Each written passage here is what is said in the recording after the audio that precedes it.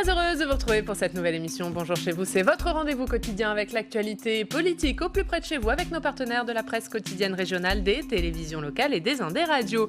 Nous sommes ensemble pendant 1h30 et on va commencer avec le sénateur du jour. C'est le président de la commission des lois ici au Sénat, Philippe Bas. Il est avec nous, on va l'entendre dans quelques instants. Dans une demi-heure, l'invité politique, c'est Didier Guillaume, le ministre de l'Agriculture. Et puis dans le club des territoires entièrement consacré au municipal, on parlera notamment de la campagne à Paris où avait lieu hier le premier débat d'entre-deux tours, et puis à Marseille où ce débat n'aura pas lieu. Guilhem Ricavi de la Provence viendra nous expliquer pourquoi. Mais avant cela, voici les principales informations de ce jeudi 18 juin. Jean-Michel Blanquer détaille l'allègement du protocole sanitaire dans les écoles. C'était hier sur notre antenne. Pas de règles de distanciation physique à la maternelle, 1 mètre entre chaque élève au primaire lorsque c'est possible, et port du masque obligatoire pour les collégiens. Air France prépare un plan de départ volontaire. Plus de 8000 postes seraient concernés, mais pas de licenciement sec. Ça se fera sans souffrance sociale, de façon concertée, explique le secrétaire d'État au transport, Jean-Baptiste Djebari. Et puis commémoration aujourd'hui de l'appel du 18 juin 40, 80 ans après. Emmanuel Macron se rend ce matin au mémorial de la France combattante au Mont-Valérien. Cet après-midi, il sera à Londres dans la résidence du prince Charles et il visitera aussi à Londres notamment les anciens bureaux du général de Gaulle.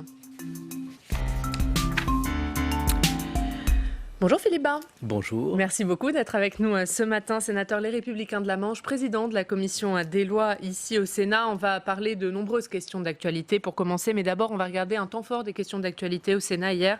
C'est cette réponse d'Édouard Philippe à la polémique sur la place donnée à certains personnages de l'histoire de France. On écoute, on vous fait réagir après.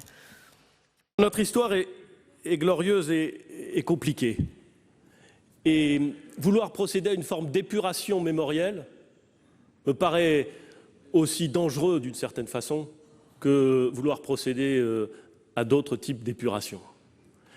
Nous devons regarder notre histoire en face, évidemment. Et au fond, c'est ce que nous faisons. Ce n'est pas toujours facile d'ailleurs. Et d'ailleurs, c'est peut-être le seul point sur lequel je me distingue un tout petit peu de votre question, monsieur le sénateur. Vous dites, est-ce que vous allez empêcher qu'on réécrive l'histoire? Mais la vérité, dans le processus scientifique qu'est l'histoire, c'est que l'histoire se réécrit en permanence. La vision que l'on a aujourd'hui d'un certain nombre de grands hommes ou de grandes époques ou de grands événements est peut-être un peu différente, c'est vrai, de celle qui prévalait il y a 30 ans ou il y a 200 ans, bien sûr. J'ai été profondément choqué qu'à Fort-de-France, on déboulonne les statues de Victor Schœlcher. À Fort-de-France. Philippe Bas, vous auriez pu prononcer les mêmes mots que le Premier ministre hier? En tout cas, il a tenu un propos équilibré et de mon point de vue juste. On ne va pas se mettre à faire des procès en purification, des procès en béatification. Les grandes figures de l'histoire, de Clovis à Napoléon, en passant par Louis XIV et le général de Gaulle lui-même, n'étaient pas tous des saints.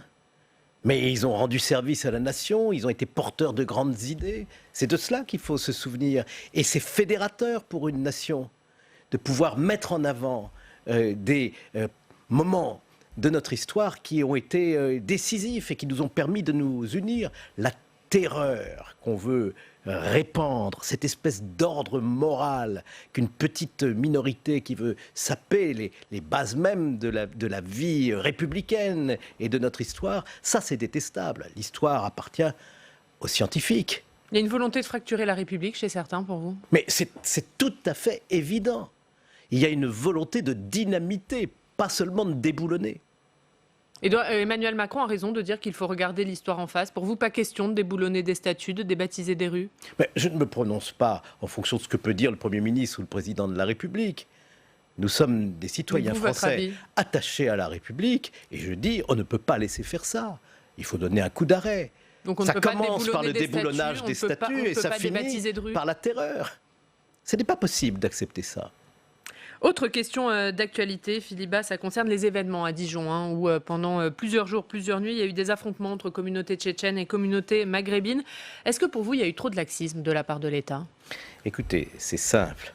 La semaine dernière, on mettait en cause la police, on voulait limiter drastiquement ses moyens d'action, on espérait une gendarmerie, une police, les mains nues, en gants blancs, invitant avec courtoisie les personnes interpellées à se rendre au commissariat ou au poste de gendarmerie. Et la semaine suivante, on dit mais il n'y a pas assez de police, pas assez de gendarmerie. Il faudrait savoir. Moi je crois, et c'est ce que nous avons fait à la commission des lois, et c'est notre rôle au Sénat, qu'il faut mettre les choses à plat, voir quels sont les moyens de notre police et de notre gendarmerie, les voitures, les équipements de protection notamment, mais aussi les méthodes d'intervention, et faire en sorte que moralement, nos policiers, nos gendarmes qui exposent leur vie pour sauver la vie de nos concitoyens et qui défendent les libertés se sentent soutenus. On va revenir là-dessus puisque vous proposez notamment une mission d'information, mais sur ce qui s'est passé à Dijon. Est-ce que Dijon, par exemple, une des causes, c'est pas l'affaiblissement du renseignement territorial qui a été voulu par la droite, voulu par Nicolas Sarkozy, cette suppression des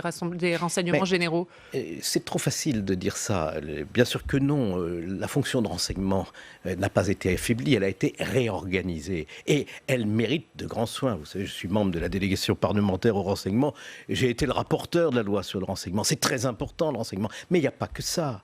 On ne peut tout simplement pas rester spectateur d'une forme de justice tribale en regardant passer les balles.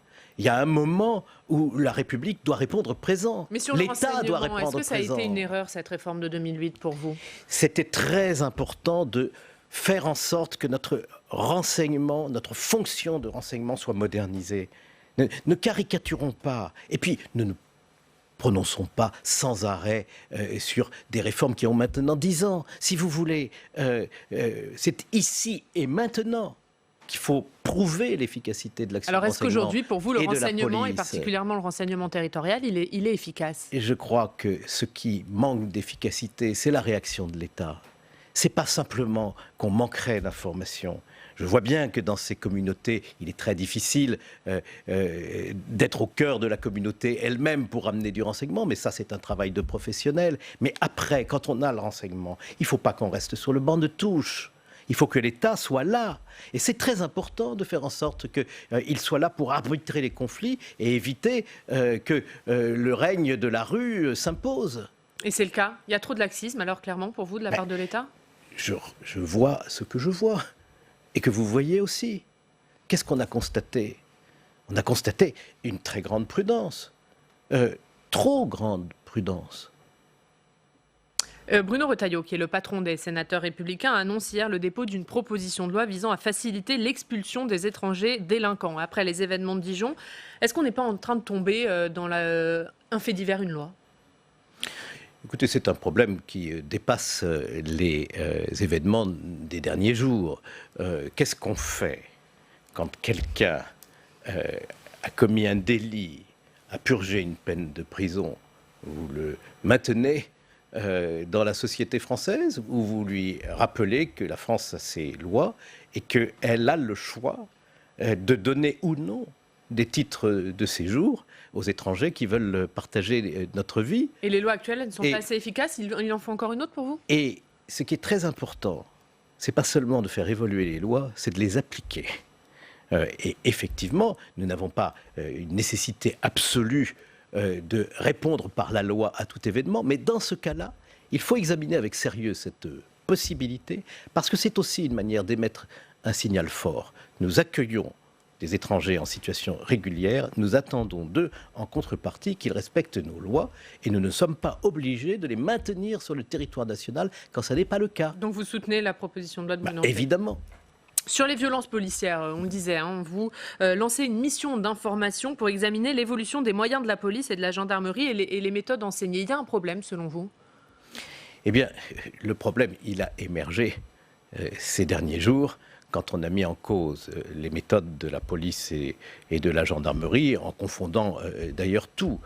Peut-on imaginer qu'un policier, un gendarme, soit démuni pour faire face aux exigences d'une interpellation nécessaire pour nous, citoyens français qui voulons vivre dans la paix civile et dans la sécurité?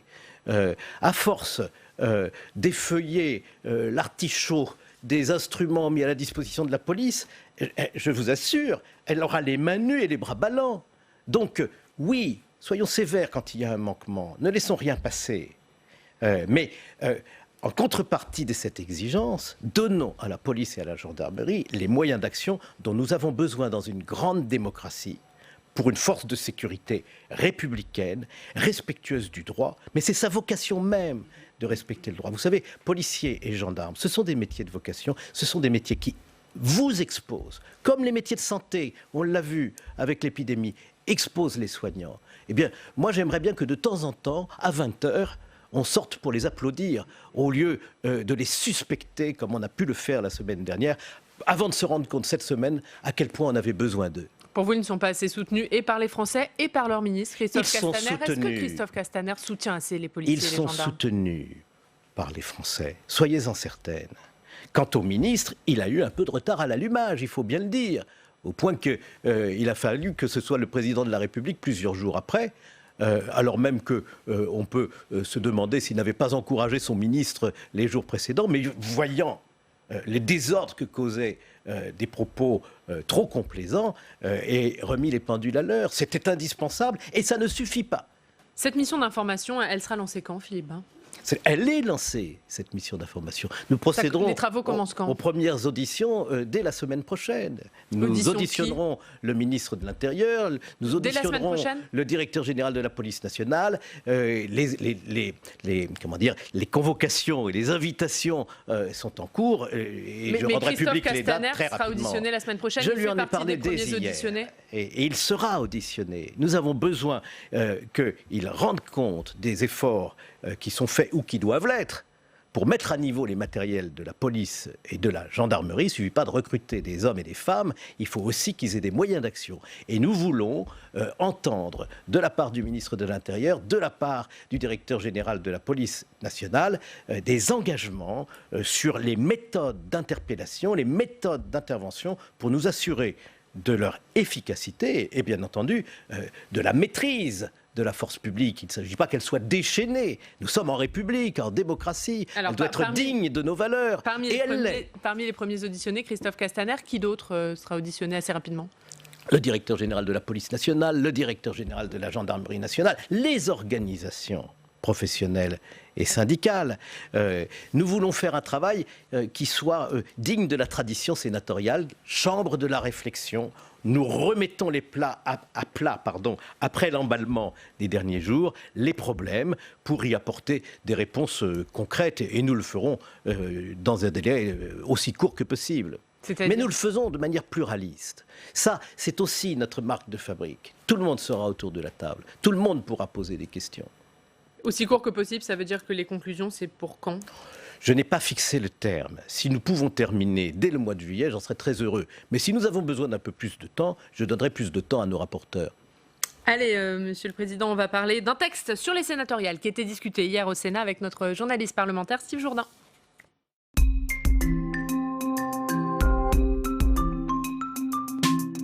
Et bonjour Steve. Bonjour Yann, bonjour Philippe Bas. Et Steve, vous revenez donc sur un texte adopté hier par le Sénat, un projet de loi visant à reporter les élections sénatoriales. Oui, alors ça c'était le projet initial du gouvernement, reporter d'un an l'élection de 178 sénateurs seulement, car tous les sénateurs, vous le savez, ne sont pas élus en même temps. Le Sénat est renouvelé par moitié tous les 3 ans. Alors, l'élection de ces 178 sénateurs était prévue au mois de septembre prochain. Problème, dans le contexte de crise sanitaire, le gouvernement avait déposé au mois de mai un texte qui repose sur l'idée suivante, puisque le second tour des municipales au mois de juin est compromis, alors il faut repousser les élections sénatoriales. La logique est simple, les sénateurs étant élus par une majorité de conseillers municipaux, pas de conseillers municipaux, pas de sénateurs, pas d'électeurs, pas d'élections, donc on reporte, Oriane.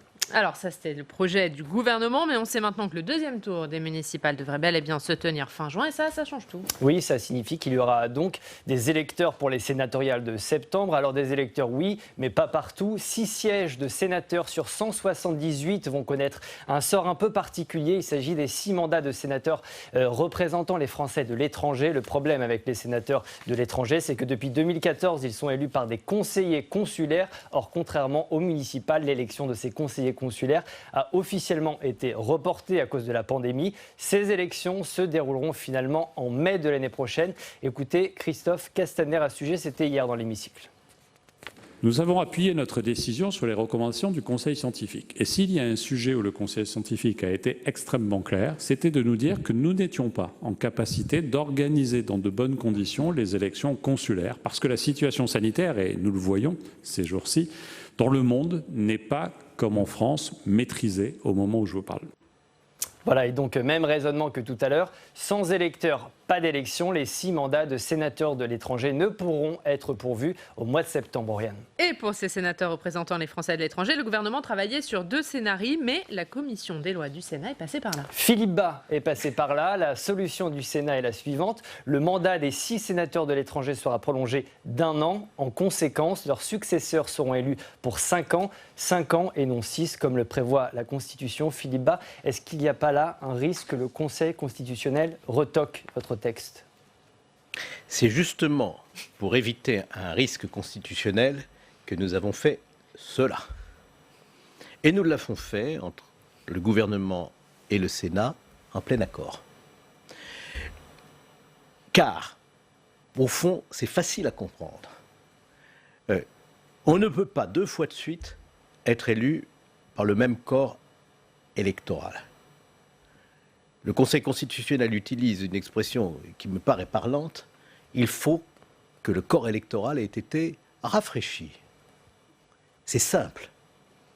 Or, il ne pouvait pas l'être. On ne pouvait pas élire les représentants des Français de l'étranger qui choisissent les sénateurs des Français de l'étranger avant les élections sénatoriales de 2020. Je crois qu'en réalité, on n'avait pas grand choix et qu'il fallait vraiment être fidèle à nos grands principes démocratiques. Alors, bien sûr, quand les membres d'une assemblée parlementaire prolongent le mandat de certains d'entre eux, il ne faudrait pas qu'ils puissent le faire pour des raisons de convenance.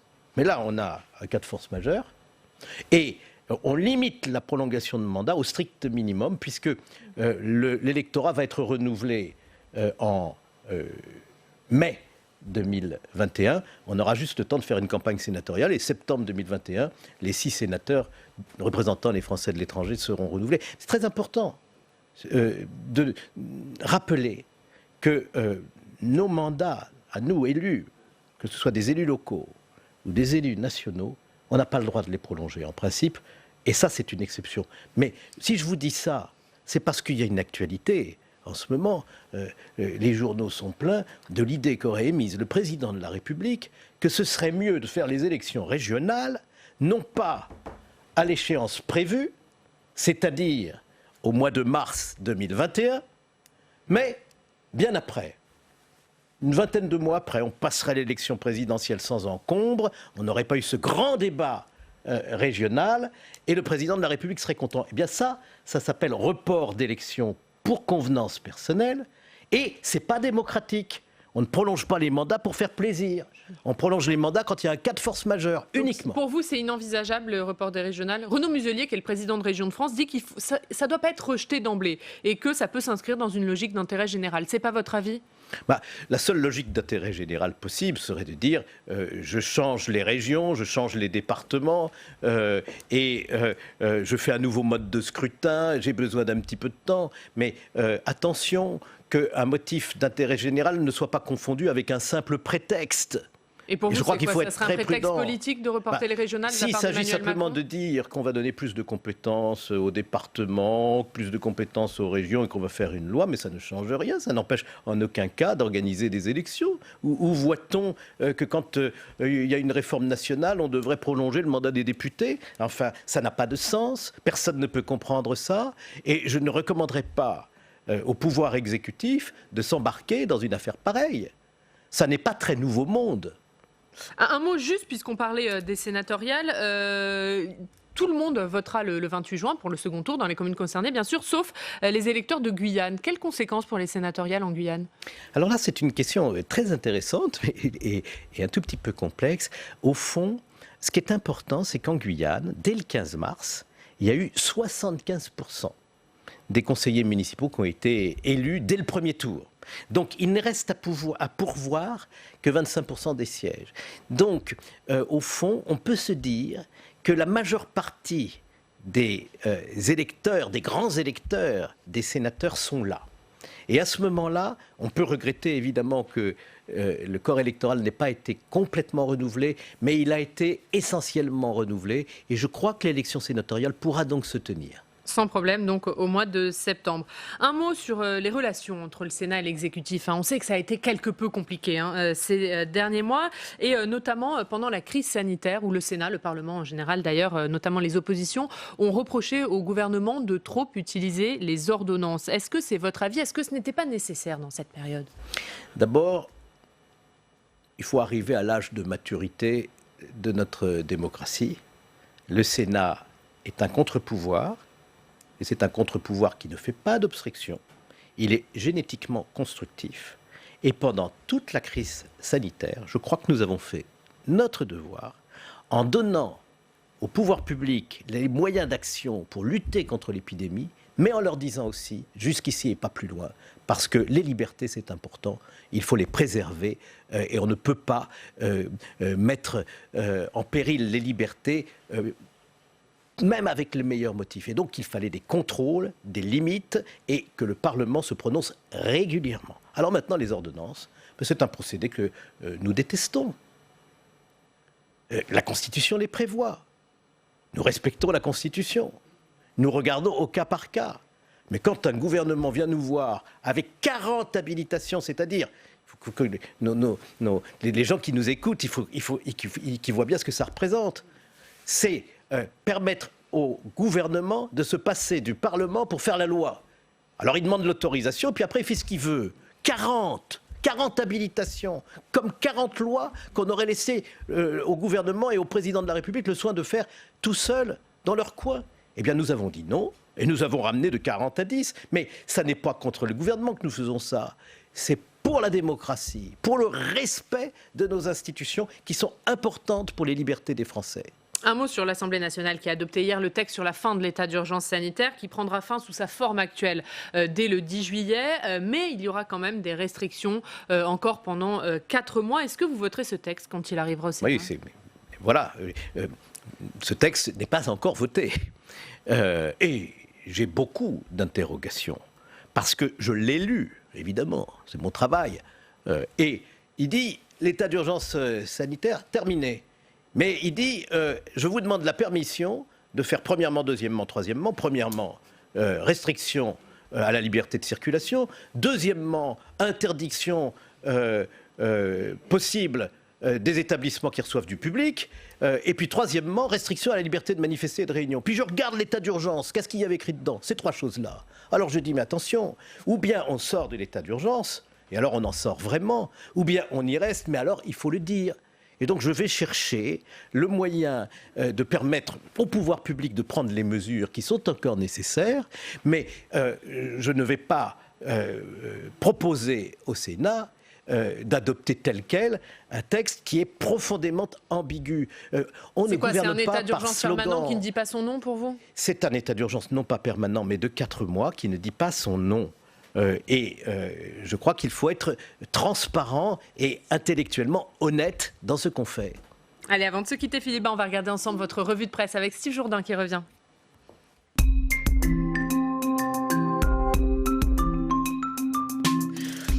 Et Steve, à la une de la presse, le 18 juin 40. C'était il y a 80 ans. Le 18 juin 40, le général de Gaulle lançait son célèbre appel à la résistance depuis la BBC londonienne. Mais est-ce que vous savez, Philippe Bas, ce qu'il se passe au même moment dans le Cotentin? Eh bien, dans le Cotentin, on est patriote. On est patriote. Je suis absolument certain qu'au même moment, dans le Cotentin, des concitoyens de la Manche s'apprêtent à partir en bateau pour la Grande-Bretagne. C'est à retrouver effectivement dans la presse de la Manche. Le 18 juin 40, les Allemands arrivent dans le Cotentin, les Anglais rembarquent en 4e vitesse dans la ville de Cherbourg. Retour sur cette journée historique dans la presse de la Manche. Peut-être une autre question, Philippe Bas. La récupération de l'héritage du général par l'extrême droite, ça vous étonne, ça vous énerve? Le général de Gaulle appartient à tout le monde. S'il nous reste ça en commun avec l'extrême droite, c'est beaucoup déjà. Mais à tout le monde, y compris à Marine Le Pen, ça ne vous gêne pas que Marine Le Pen se revendique de l'héritage du général de Gaulle? Je ne peux exclure personne de l'héritage du général de Gaulle. Encore faut-il que cet héritage, quand il est revendiqué, on en soit digne. Et je n'ai pas dit qu'elle l'était. Allez, on va parler d'un autre sujet dans la presse de la Manche, c'est le département qui n'en a pas terminé avec le coronavirus. Oui, un nouveau cas de Covid-19 a été détecté dans une école élémentaire. La Manche Libre nous dit qu'une personne travaillant à l'école élémentaire de la ville de Saint-James a été testée positive. En conséquence, elle a été placée en quatorzaine à son domicile. Les activités scolaires vont néanmoins se poursuivre dans les conditions habituelles. Et une initiative pour faire repartir l'économie, c'est dans la ville de Saint-Lô. Oui, les commerçants sont priés de sourire. Ils sont pris en photo cet été. La municipalité propose aux commerçants de se mettre en scène devant l'objectif. Objectif, justement, selon la mairie, inciter à consommer, soutenir les commerces de la ville, commerces durement touchés, on le sait, par l'épidémie. Merci beaucoup. Merci Steve. Un dernier mot pour terminer, puisqu'on parle de votre département, on parle des collectivités. Vous êtes co-rapporteur du groupe de travail sur la décentralisation au Sénat. Tout ne peut pas être décidé si souvent à Paris. C'est ce qu'a dit Emmanuel Macron dimanche soir. Est-ce que pour vous, ça y est, l'exécutif, Emmanuel Macron, ils sont prêts à ouvrir une vraie nouvelle étape de décentralisation ? En tout cas, le Sénat, lui, il y est prêt et il le prouve, puisque le président du Sénat a mis en place dès le mois de février un groupe de travail dont j'ai l'honneur d'être le co-rapporteur et qui a bien avancé son travail avec cette idée simple. À chaque fois qu'on a décentralisé, l'État a récupéré peu à peu les pouvoirs par des normes qui encadrent le rôle des élus et en maîtrisant les moyens financiers. Eh bien, nous voulons vraiment faire un pas en avant avec un système anti-retour, anti-recentralisation, qu'on soit franc dans l'intention de faire s'épanouir les libertés locales pour que les décisions soient prises au plus près des Français. Vous avez vu pendant la crise du Covid-19 le rôle des collectivités. Elles ont apporté la démonstration qu'elles étaient réactives, rapides et efficaces. Eh bien, il faut en tirer les conséquences. Merci beaucoup. Merci Philippe Bas d'avoir été avec nous ce matin. Dans 2 minutes, on va accueillir Didier Guillaume, le ministre de l'Agriculture et de l'Alimentation. Mais d'abord, on va écouter Jean-Michel Blanquer, le ministre de l'Éducation nationale, qui a annoncé hier en exclusivité sur notre antenne les mesures d'allègement du protocole sanitaire dans les écoles. Il était au micro d'Alexandre Poussard. On l'écoute.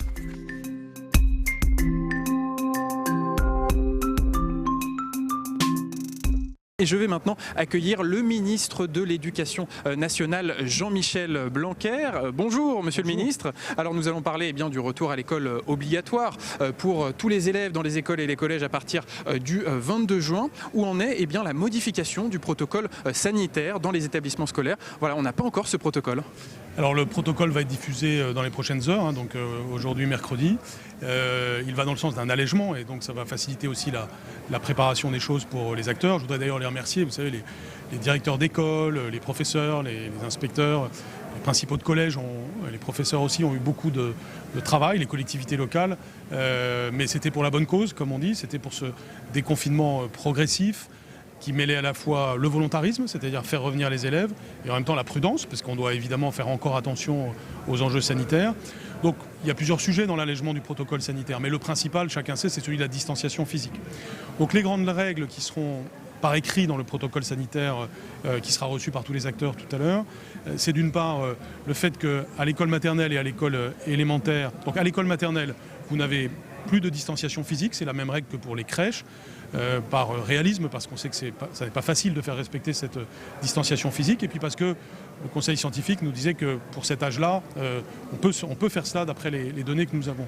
À l'école élémentaire, c'est assez voisin, puisque l'idée c'est qu'on essaye de faire respecter 1 mètre, mais il y a certaines classes où, quand on recevra tous les élèves, parfois on sera obligé d'avoir un peu moins d'1 mètre, et donc c'est possible à l'école élémentaire. Et puis au collège, la distance d'1 mètre doit être respectée, et quand ça n'est pas possible, parfois pour des raisons physiques locales, alors le port du masque est obligatoire pour les collégiens lorsque cette distance d'1 mètre n'est pas possible sur le plan latéral. Voilà l'essentiel de l'allègement sur le plan de la distance physique. Après, il y a d'autres sujets. Beaucoup de choses sont maintenues, le fait de se laver les mains, les gestes barrières, toutes ces choses qui au fond sont naturelles aujourd'hui dans notre vie quotidienne et qui font partie aussi finalement de l'éducation à l'hygiène et à la santé que nous développons chez les enfants en ce moment. Alors concernant ce nouveau protocole sanitaire, tout à l'heure sur le plateau de Public Sénat, on avait un débat avec notamment des représentants des enseignants qui disaient d'ici le 22 juin, nous ne serons pas prêts pour appliquer ce nouveau protocole. Qu'est-ce que vous leur répondez ? Si, nous serons prêts. L'ensemble de l'institution sera prête. Bien sûr, c'est une étape supplémentaire avec du travail supplémentaire. Mais là, en l'occurrence, les règles de distanciation physique font que ce sera faisable. Ceux qui vous ont dit cela l'ont dit aussi sans connaître la nouvelle nature du protocole sanitaire. Très bien, merci beaucoup Jean-Michel Blanquer pour votre intervention. Je rappelle que vous nous avez donné les premières pistes du nouveau protocole sanitaire dans les écoles à partir du 22 juin. Et notre invité politique ce matin, c'est Didier Guillaume. Bonjour. Bonjour. Merci beaucoup d'être avec nous. On est ravis de vous recevoir, ministre de l'Agriculture et de l'Alimentation. Vous êtes avec nous pendant 20 minutes pour une interview en partenariat avec la presse quotidienne régionale, représentée par Sébastien Coratin de l'Éco-Républicain. Bonjour Sébastien. Bonjour. On va parler bien sûr longuement de vos dossiers, Didier Guillaume, mais d'abord quelques questions d'actualité et cette montée des violences, des tensions. On le voit dans plusieurs villes avec de nombreux événements. Est-ce que pour vous, Didier Guillaume, la République est en train de se fracturer ? La République est solide, elle l'a toujours été. Et les femmes et les hommes qui la composent seront toujours au poste. On est le 18 juin aujourd'hui. L'appel du général de Gaulle, ça a été cela. C'était de dire levez-vous, ne vous laissez pas asservir, ne vous laissez pas... Alors c'était les nazis. Aujourd'hui, ça peut être le communautarisme, le séparatisme, ça peut être les indigénistes. Demain, c'est la violence. Pourquoi la République tient ? Elle tient parce qu'elle est forte. Et elle tiendra si l'ensemble de ses composantes tiennent. Aujourd'hui, cette République... On a vu des images à Dijon, on a vu des images place des Invalides hier sur la manifestation des soignants. Je ne mets pas ça sur le même plan. D'un côté, ce sont des communautés. Il faut lutter contre le communautarisme, contre le séparatisme. Le président de la République l'a dit. La France n'effacera aucun symbole, n'effacera aucune trace de son histoire. Le maréchal Pétain est un héros de la guerre de 14. C'est un traître à la France dans la guerre de 39-45, mais il est dans les livres d'histoire. Qu'est-ce que vous voulez que je vous dise ? C'est comme cela. Et lorsque l'on voit la manifestation des soignants, et lorsque l'on voit notamment cette image qui a frappé tout le monde, cette infirmière qui envoie des pierres contre la police, qui fait des doigts d'honneur et qui se fait arrêter, on dit « Ah, la pauvre ». Ben, la pauvre, elle n'avait pas à attaquer la police. Donc c'est pour ça que la République, aujourd'hui, elle peut se fracturer s'il y a des individus en son sein qui la fracturent au niveau des races, au niveau des combats communautaires, au niveau de l'opposition. Mais ce que je veux affirmer, c'est que la République est solide, le président de la République est à la barre, et nous ne laisserons pas les sécessionnistes, nous ne laisserons pas celles et ceux qui veulent que nos institutions s'écroulent. C'est cela qui existe dans certaines catégories de la vie politique, dans certains mouvements, dans certains séditieux. Et de l'autre côté, je comprends le malaise des soignants, le malaise des hôpitaux, les femmes et les hommes qui souffrent. Après cette crise, il peut y avoir des milliers, des dizaines de milliers de chômeurs en plus. Il faut répondre à l'urgence sociale et répondre à l'urgence sécuritaire. Est-ce que pour vous, il y a une tentative de certains de vos opposants politiques de faire de la récupération autour de ce qui se passe actuellement ? Mais évidemment, mais on le voit tous les jours. Il suffit d'écouter vos émissions et d'écouter la radio, de lire les journaux. Tous les jours, il y a des tentatives de récupération de toutes les oppositions. Parce qu'aujourd'hui, que se passe-t-il ? S'il n'y avait pas eu cette crise du Covid, nous serions le premier pays européen à avoir baissé le chômage autant, à avoir baissé la dette, à avoir baissé les impôts. Ça, c'est des réalités, à avoir créé des centaines de milliers d'emplois industriels. C'est ça qui se passait. Le gouvernement agit dans la direction. Toutes les oppositions dans le même sac. Non, mais je ne veux pas comme ça balancer à tout va.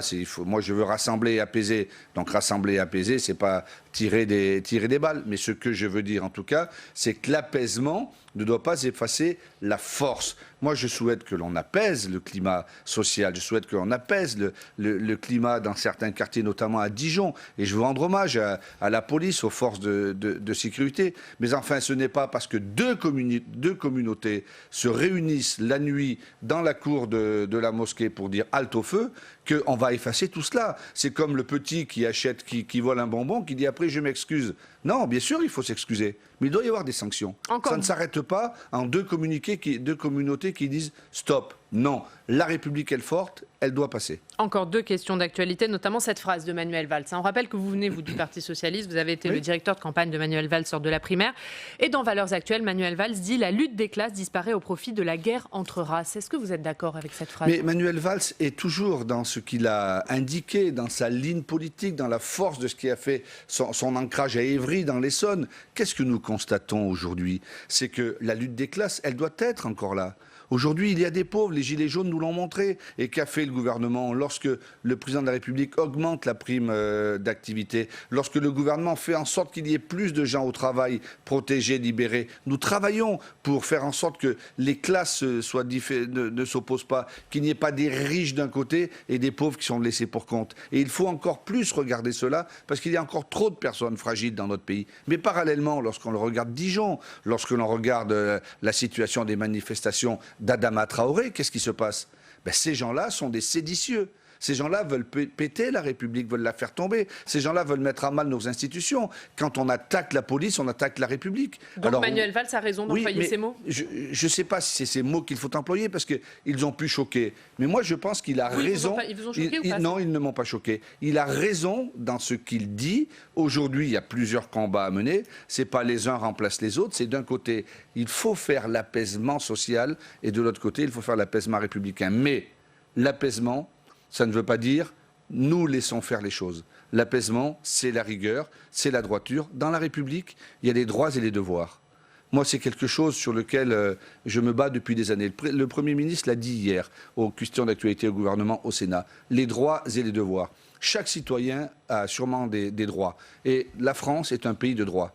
Mais nos concitoyens ont aussi des devoirs. Et nous ne laisserons jamais une catégorie de la population vouloir prendre le pas sur l'autre. La République sera toujours plus forte. La porte-parole du gouvernement, Sibeth Ndiaye, elle suggère de rouvrir de manière apaisée et constructive le débat autour des statistiques ethniques. Est-ce que pour vous, c'est un débat qu'il faut rouvrir? Je pense que débat et apaisé sur ce sujet, c'est antinomique. Il ne peut pas y avoir de débat apaisé, malheureusement. Je ne pense pas qu'il faille ouvrir ce débat maintenant. Maintenant, il faut que nous soyons fermes sur ce que nous sommes. La République française, elle est une et indivisible. Elle n'est pas composée de communautés. D'ailleurs, moi, je vomis, j'ai trouvé honteux de comparer l'assassinat de John Floyd aux États-Unis et ce qui se passe en France. Ce n'est pas la même chose. Et la police française, ce n'est pas la police américaine. Et la France n'est pas un pays communautariste. Et je lutterai toujours contre toutes les communautés. Et quoi qu'il se passe, il faudra défendre les forces de sécurité.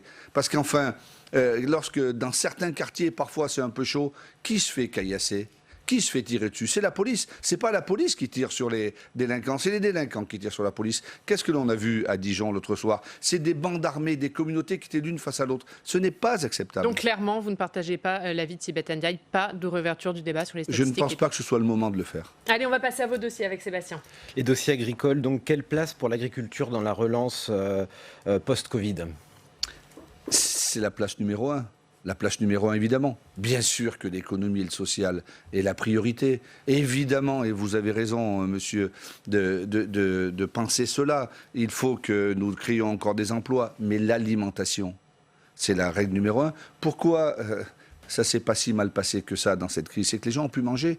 Nous avions peur, mi-mars, que la chaîne alimentaire ne tienne pas. Nous avions peur qu'il y ait des ruptures. D'ailleurs, j'ai pu comprendre, moi, la peur, l'angoisse de certains de nos concitoyens qui se sont rués dans les grandes surfaces pour acheter du papier toilette, pour acheter des pâtes, du riz, des pâtes à tartiner, etc. Ils avaient peur de manquer. C'est un réflexe, et pourtant c'est des jeunes, c'est pas comme ma grand-mère qui avait connu la guerre, c'est des jeunes qui n'ont pas connu les manquements. Ils avaient peur de manquer. Et la chaîne alimentaire, elle a tenu. Et donc, moi, ce que je veux dire, c'est que cette deuxième ligne, autant les producteurs agricoles que les transformateurs, que les distributeurs, elle a tenu, et ça a permis de faire manger les Français.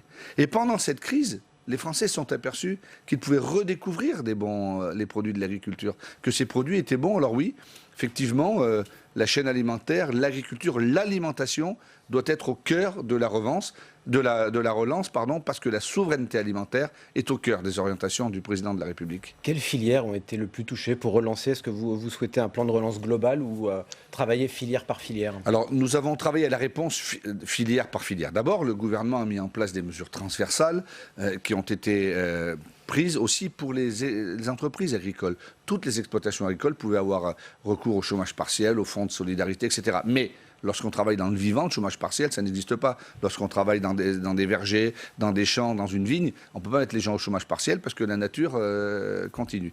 Donc nous avons regardé ce qu'il en était. Nous avons demandé à l'Union européenne de nous aider. Elle l'a fait sur la pêche, elle l'a fait avec des possibilités sur les produits lactés et sur la viande. Et le gouvernement a mis lui-même des mesures. Nous avons travaillé beaucoup avec les filières parce que la relance, elle est économique. Et notamment sur l'horticulture.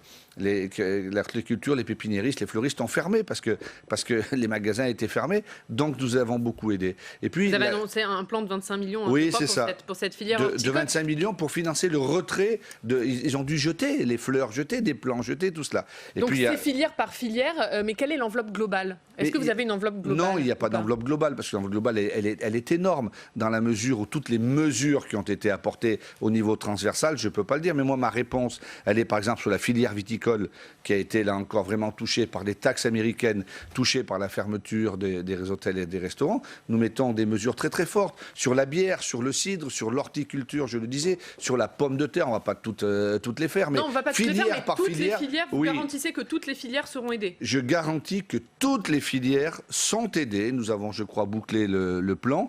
Certaines filières, les choses sont terminées définitivement. Pour d'autres, ce n'est pas encore le cas. Pour la viticulture, notamment, parce nous allons regarder les choses. Mais il faut absolument que, même s'il y aura des difficultés, que la conséquence du Covid, ce ne soit pas l'arrêt de la production agricole, parce que la production agricole, c'est la production alimentaire. Un mot sur une question qui s'est beaucoup posée pendant cette crise sanitaire, c'est la question des assurances. Est-ce que vous appelez les assurances à intégrer le risque sanitaire dans la prise de risque? Alors je sais que c'est très compliqué, c'est pas à moi de dire cela, je ne peux pas répondre à toutes les questions, parce que ça dépend de Bercy et de Bruno Le Maire, mais effectivement, des demandes ont été faites. Il faut que les assurances jouent le jeu. Une assurance, c'est pas uniquement si j'ai besoin de rien, c'est aussi si j'ai besoin de quelque chose. Vous savez, je suis en train de travailler, nous allons mettre en place une assurance récolte pour l'agriculture. Aujourd'hui, il y a tellement d'aléas climatiques, il y a tellement de dérèglements climatiques, qu'il peut y avoir de la grêle, il peut y avoir des inondations, il peut y avoir de la sécheresse. Aujourd'hui, l'État ne peut plus subvenir à tout cela. Il faut qu'il y ait une assurance qui soit généralisée. Qui n'existait pas, cette assurance? Non, qui n'existait pas. Nous allons la mettre en place, une assurance généralisée, mutualisée. Je peux vous le dire ce matin, ici même sur votre plateau. C'est la première fois que je l'évoque vraiment très officiellement. Je souhaite que d'ici la fin de l'année, cela se mette en place pour sécuriser, que ce soit un filet de sécurité pour les agriculteurs et pour les producteurs. Alors vous avez évoqué les vendanges, hein, c'est une des grosses échéances avec la récolte des fruits d'été. Est-ce qu'il y aura assez de saisonniers pour pourvoir à tous les besoins? Alors, la question que vous posez, elle est fondamentale. On s'aperçoit que nous sommes dans un pays où nous avons besoin de beaucoup de main-d'œuvre. Pour l'agriculture, ça, c'est le cas de tous. Lorsque on fait des fruits, des vendanges qui durent quelques semaines, il faut des travailleurs saisonniers. Mais en France, nous avons besoin, comme d'autres pays, comme en Allemagne, de travailleurs saisonniers étrangers. Parce que nous n'avons pas la main-d'œuvre en France. Nous avons beaucoup de chômeurs, nous n'avons pas cette main-d'œuvre formée. Donc il y a de la main-d'œuvre qui vient du Maghreb, qui vient d'Espagne, qui vient du Portugal et qui vient des pays de l'Est, de Roumanie et de Bulgarie. Avec la fermeture des frontières, ça a été un vrai problème. C'est pour ça que j'avais lancé l'appel à l'armée de l'ombre et que 15 000 Français sont allés aider à la cueillette. Mais à la cueillette, les métiers de l'agriculture sont des métiers techniques. C'est pour ça que nous les formons dans nos lycées techniques. Donc, pour l'instant, il a manqué des travailleurs saisonniers. Avec la réouverture des frontières, avec les guides de bonne pratique que nous avons mis en place, des travailleurs saisonniers étrangers hors Maghreb, hors Afrique bien sûr, mais au niveau européen, vont pouvoir venir. Nous avons mis en place des guides pour l'accueil, pour le logement, parce que, effectivement, distanciation, elles devront encore être là. Et je pense que nous ne manquerons pas de travailleurs saisonniers qui viendront de l'étranger. Mais cela, dans la relance globale que vous évoquiez, monsieur, tout à l'heure, ça devra être un des points essentiels. Est-ce qu'il faut vraiment beaucoup encore de travailleurs saisonniers, ou est-ce qu'on ne peut pas, en formant des jeunes ou des moins jeunes, avoir des travailleurs saisonniers français? Alors justement, toujours en parlant du travail saisonnier, 2 cas de clusters de Covid-19 ont été identifiés dans le sud de la France parmi les travailleurs saisonniers. Comment ça se fait et comment faire pour que ça ne se reproduise pas? Mais alors, comment faire pour que ça ne se reproduise pas? C'est la prévention. Comment ça se fait? Mais c'est tout simple. Lorsque vous avez une concentration de personnes à un même endroit, tout le monde le dit, on sait que ça peut produire des clusters. Il y en a eu 2, on les a traités, on met en place la distanciation, on met en place des quarantaines, du suivi, du test, etc. Nous avons considéré que lorsqu'il y a un cas de Covid dans un secteur, on va tester tous ceux qui sont là dans l'entreprise ou autre, dans un abattoir, pour faire en sorte que l'on vérifie tout cela. Donc comment faire en sorte que ça ne se reproduise pas? C'est en mettant vraiment en place les mesures, les gestes barrières qui peuvent ralentir effectivement le fonctionnement économique, mais qui sont le gage de la sécurité. Si nous ne faisons pas ça, c'est foutu. Donc effectivement, nous avons ces 2 clusters qui sont en train de s'améliorer, mais il peut y en avoir d'autres, hein, je ne le nie pas du tout. Hein. La transparence, nous la faisons totale. Emmanuel Macron, dans son discours, a beaucoup parlé de souveraineté. Est-ce que la France a les moyens d'être indépendante alimentairement parlant? Non, la France n'a pas les moyens et je pense que ce ne serait pas une bonne chose. On a encore besoin d'échanges. La France ne sera jamais indépendante dans toutes les productions. Par contre, indépendance alimentaire, ça ne veut pas dire souveraineté alimentaire. L'indépendance alimentaire, aujourd'hui, nous pouvons nourrir l'ensemble des Français, mais pas qu'avec des produits français, et c'est bien normal. Par contre, ce que nous souhaitons, c'est la souveraineté alimentaire. Est-ce qu'il y a des secteurs dans lesquels nous disons que ça, on ne peut pas le déléguer à d'autres? Le président de la République l'a évoqué sur la souveraineté économique. Il a évoqué sur la santé aussi, il faut l'évoquer pour l'agriculture. On l'a vu sur la santé, évidemment, ça a été criant, et la presse en a fait l'écho, comme les citoyens. Il faut le faire sur l'agriculture. C'est pour ça que nous allons lancer à la rentrée une grande conférence sur la souveraineté alimentaire, déjà pour savoir exactement ce que ça veut dire.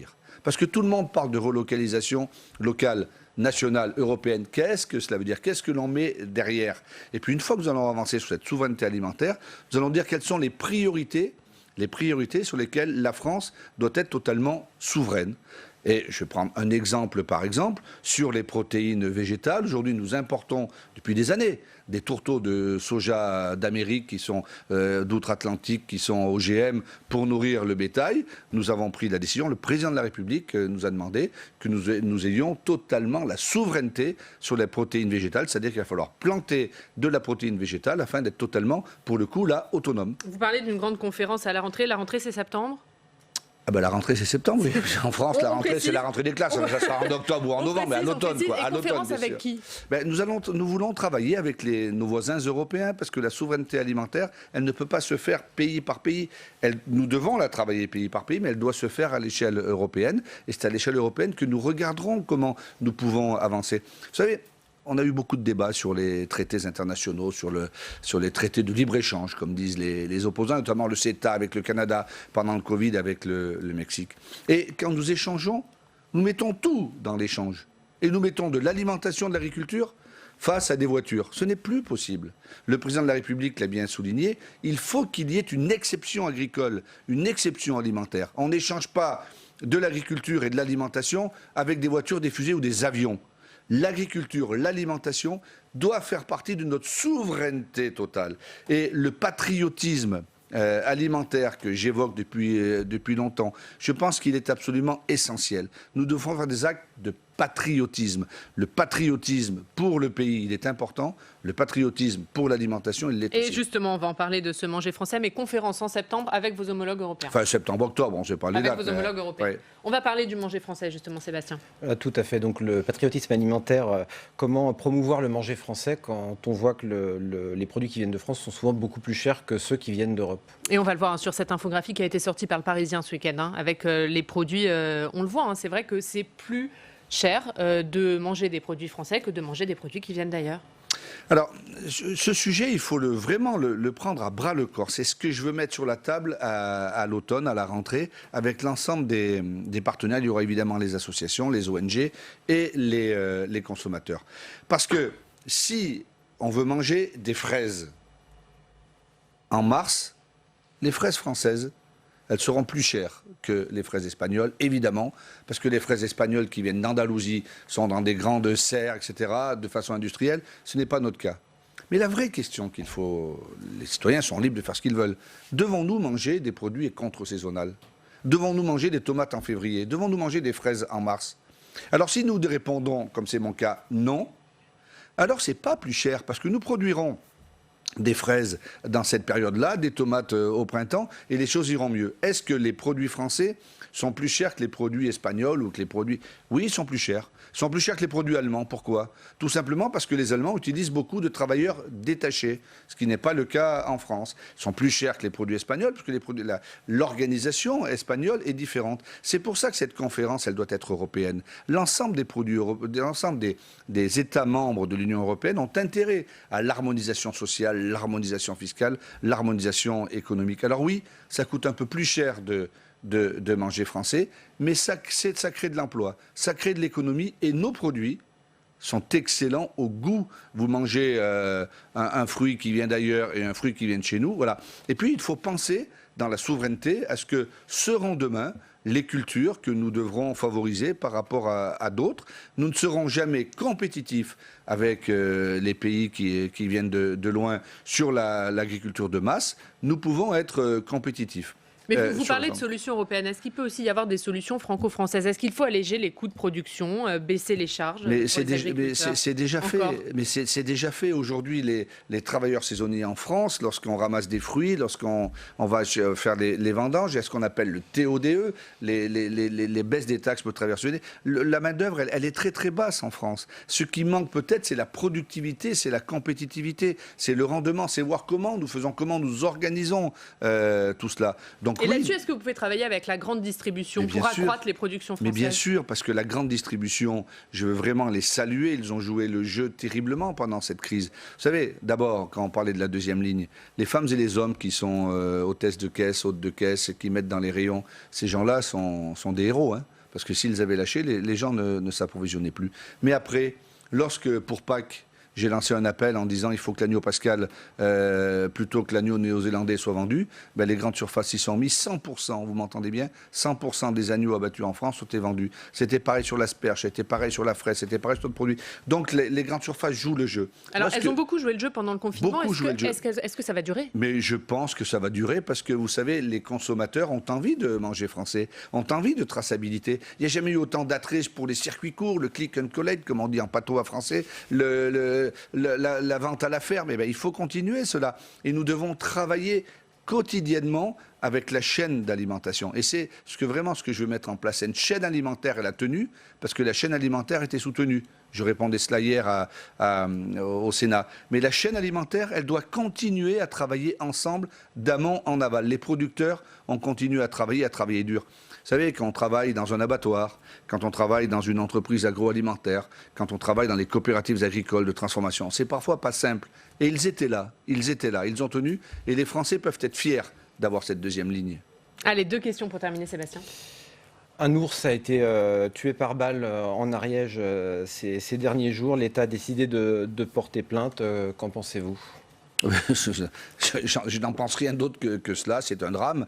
Les espèces protégées ne doivent pas être abattues comme cela. L'État a porté plainte, la préfète fait son travail et nous suivons évidemment les choses. Et on sent quand même une exaspération des agriculteurs sur place. Oui, parce que tout cela est très clivant. Là encore, il y a des éleveurs dont les troupeaux se font attaquer, etc. Donc c'est très clivant. Là encore, il faut l'apaisement. Il faut assumer le fait que la biodiversité, elle est indispensable. On ne va pas éradiquer les ours comme on ne va pas éradiquer les loups. On ne va pas se raconter d'histoire. Mais la cohabitation, elle doit se faire. Et la cohabitation entre l'éleveur et le prédateur, elle doit se faire. Il y a une ONG qui propose une récompense pour celui qui trouverait le ou les responsables. Oui, ça, je trouve ça pas bien, parce que c'est wanted comme au Far West, non. Et moi, je crois en la justice, en la gendarmerie. La préfète a fait son travail très bien, elle va continuer. Et dernière question, Sébastien. Oui, je voulais évoquer avec vous un sujet plus local, c'est le cas de la sucrerie de Toury, donc de la filière betteravière qui va fermer à la fin du mois de juin, faute de repreneurs, avec des licenciements à la clé. Pourtant, paradoxalement, pendant la crise sanitaire, les salariés ont participé à la lutte contre le Covid en produisant de l'alcool qui a servi à alimenter les chaînes de production de gel hydroalcoolique. Ils ont participé à l'effort de guerre et ils vont quand même être licenciés. Est-ce que c'est pas absurde, pour pas dire injuste même? Mais c'est injuste, c'est toujours injuste quand une entreprise ferme, qu'il y a des licenciements.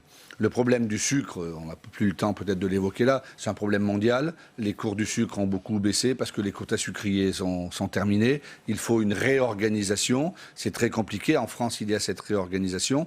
Je suis ça depuis longtemps. La semaine prochaine, j'ai fait une réunion spécifique sur la sucrerie de Toury, avec les élus locaux, avec les responsables politiques, avec l'entreprise, la coopérative qui gère cela. Nous allons essayer d'avancer. Il n'y a pas de problème particulier pour les betteraviers, ceux qui ramassent les betteraves pour faire du sucre, parce que dans le bassin, ils pourront trouver du travail, mais il y a un problème pour les salariés de l'entreprise, et nous allons essayer. Tout ce que nous pourrons faire pour éviter les licenciements, nous le ferons. Et je vais essayer de favoriser, nous travaillerons avec Bruno Le Maire, toutes les solutions de reprise de cette sucrerie. Parce que, comme vous l'avez très bien dit, pendant la crise du Covid, ils ont fabriqué du gel hydroalcoolique. C'est une piste de diversification quand même. Bien sûr, mais je ne sais pas si on utilisera toujours autant de gel hydroalcoolique demain. Je rappelle que les gestes barrières sont essentiels. Mais je vais tout mettre en œuvre pour que ce site ne sombre pas et qu'il n'y ait pas des centaines d'emplois. Et ce sera le mot de la fin. Merci beaucoup. Merci Didier Guillaume d'avoir été avec nous. Merci Sébastien. Demain à votre place, Didier Guillaume, ce sera votre collègue Marc Fesneau, le ministre chargé des relations avec le Parlement. Merci d'avoir été avec nous, Didier Guillaume. On passe au Club des territoires. La Mutuelle nationale territoriale, la mutuelle des agents des services publics locaux, vous présente le Club des territoires. NJ, acteur engagé dans la transition zéro carbone des régions, vous présente le Club des territoires.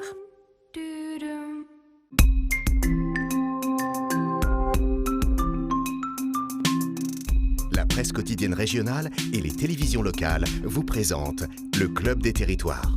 Le Club des territoires en partenariat avec la presse quotidienne régionale, les télévisions locales et les Indés radios. Avec nous aujourd'hui, nous rejoignent Benjamin Morel, Jean-Baptiste Forêt et Bruno Cotresse. Ils vont s'installer, on parlera bien sûr des municipales, pas municipales à Strasbourg, municipales à Paris où un débat avait lieu hier soir entre les candidates et municipales à Marseille où là, le débat n'aura pas lieu, on verra pourquoi. Mais on va démarrer tout de suite ce club avec le journal des municipales.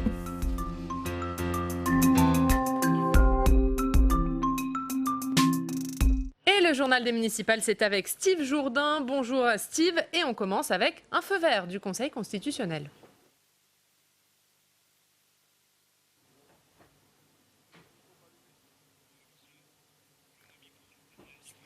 Petit problème de micro, Steve, on ne vous entend pas. On va essayer de recommencer. Je ne sais pas si on va mieux vous entendre dans votre journal de campagne. On le disait, ce feu vert du Conseil constitutionnel qui a donc validé ce second tour des municipales. On va en parler dans quelques instants avec vous. Petit avant-goût de ce que vous allez avoir dans ce journal de campagne. On va également parler du Havre où Édouard Philippe est candidat mais où la gauche s'unit. On ira également à Cherbourg et puis on verra notamment un sondage exclusif de la Voix du Nord pour Lille. Je ne vous en dis pas plus parce qu'on devrait retrouver Steve dans quelques instants. Voilà, petit problème technique, ça arrive. Je vais vous présenter en attendant nos invités qui seront avec nous pour ce club. Jean-Baptiste Forêt de la Gazette des Communes. Bonjour Jean-Baptiste, merci d'être avec nous. Benjamin Morel, merci beaucoup d'être avec nous. On va parler dans quelques instants de plusieurs villes avec vous,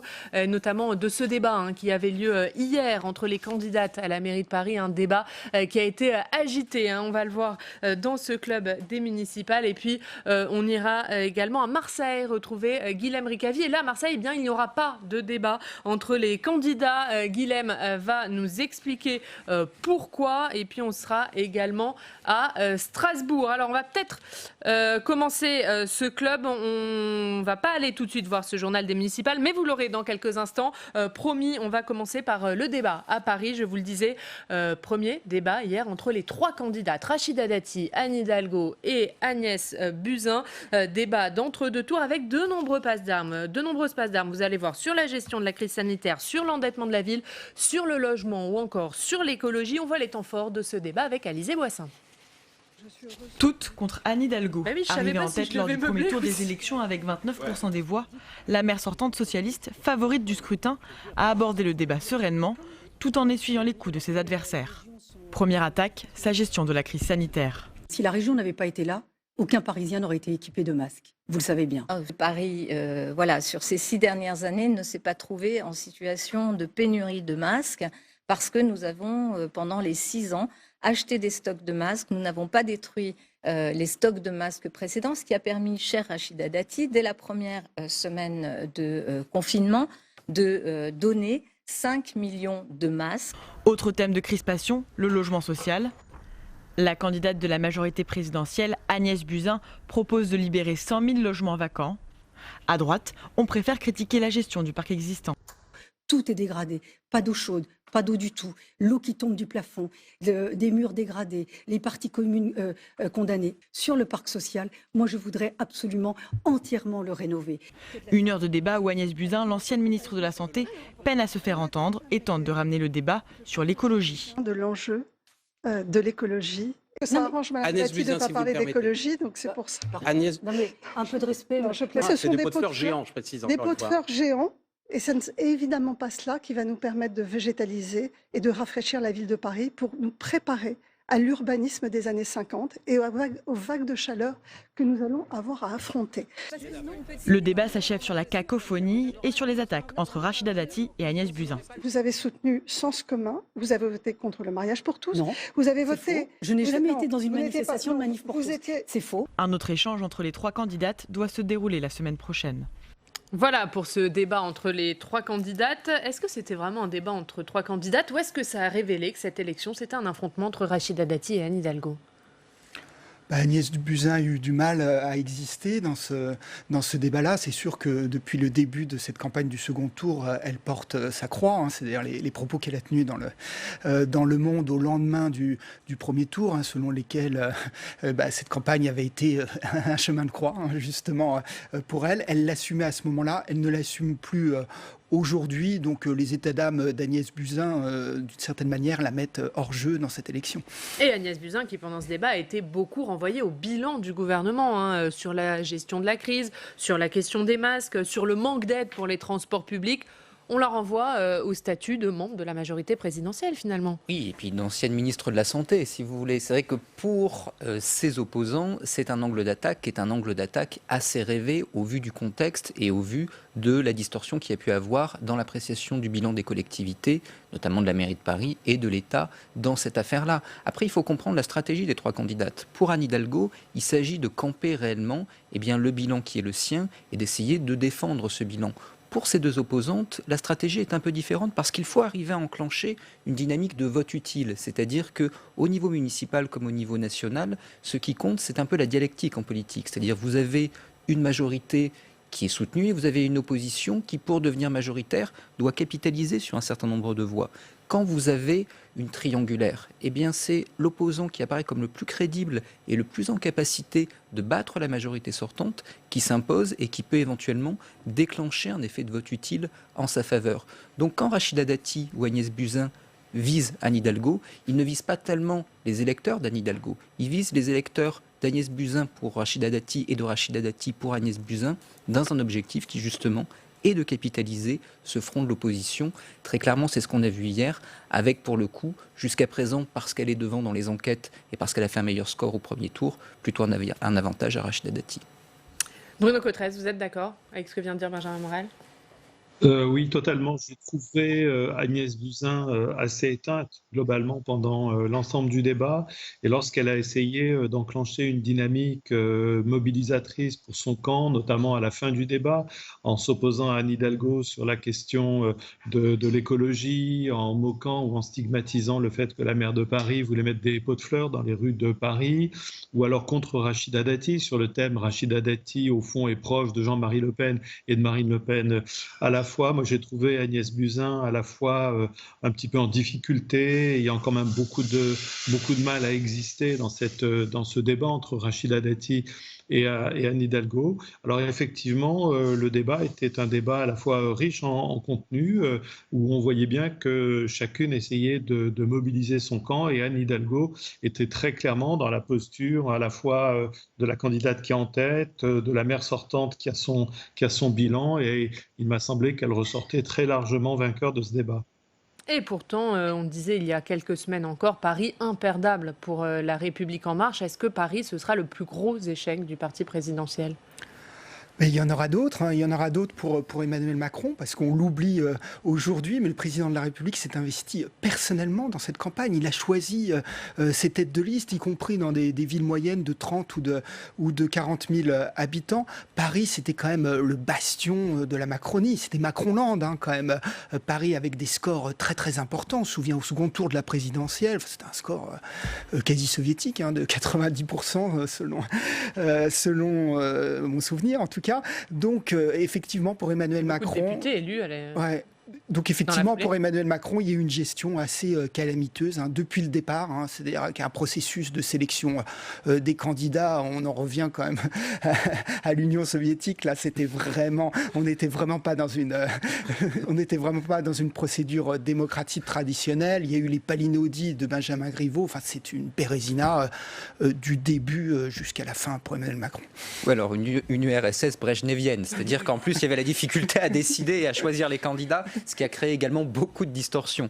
Oui, donc si vous voulez, il y a en effet ces défauts de structure. Après, il y a eu d'autres, on va dire, difficultés pour La République En Marche. C'est-à-dire que d'abord, vous avez un président qui évidemment était moins populaire qu'en 2017. Ensuite, vous avez un président dont l'électorat s'est quelque peu modifié. Depuis les européennes, on voit qu'en effet, le centre de gravité de La République En Marche est clairement plus au centre-droit qu'au centre-gauche.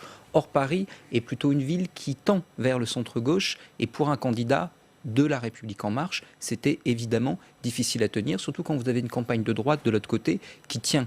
Par ailleurs, eh bien, vous avez au sein de la majorité parisienne des tensions, des difficultés qui ont fait que l'effet vote utile qui aurait pu éventuellement fonctionner sur l'électorat de droite, quand vous avez deux candidats de La République En Marche dont l'un sort en route, eh bien cet effet vote utile non seulement ne joue pas, mais il joue contre vous. Il a joué en faveur de Rachida Dati. Un dernier mot rapidement, Bruno Cotresse. Est-ce que Paris, ça peut symboliser le retour du clivage droite-gauche et donc la fin de ce qui faisait le macronisme ? Ce qui est certain, c'est que si sortent très clairement à l'issue du deuxième tour, Anne Hidalgo, par exemple, gagnant les municipales à Paris, et Rachida Dati qui serait très clairement en position de principale opposante, oui, évidemment, ça sera comme un symbole de ce clivage gauche-droite qu'on a bien vite enterré en 2017 et qui, de toute façon, même en dehors de Paris, va se retrouver, y compris dans des configurations qui peuvent être des configurations où les écologistes sont dans d'autres villes que Paris, plus à même de remporter que les socialistes des mairies. Mais on voit qu'effectivement, quelque chose d'important se passe dans ces élections municipales en termes de renaissance de clivage politique, enfin de ce clivage politique gauche-droite. On fera les comptes à l'issue du troisième tour notamment, lorsque les conseils municipaux vont se réunir et élire les maires. On verra le nombre de maires, le nombre de conseillers municipaux, à la fois socialistes et républicains. Et là, on verra qu'effectivement, ces élections locales ont montré que les vieilles forces politiques, en tout cas les forces politiques qualifiées de l'ancien monde, ont toujours des réserves importantes au niveau local. Allez, on va poursuivre notre tour de la campagne avec ce journal des municipales. On retrouve Steve. Oui.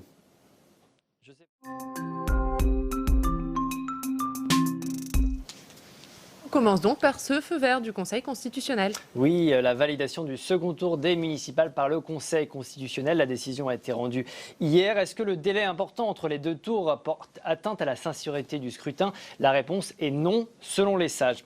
La campagne bat son plein dans la ville du Havre. C'est l'union de la gauche contre Édouard Philippe. Au premier tour, on s'en souvient, le Premier ministre est arrivé en tête, mais rien n'est vraiment joué.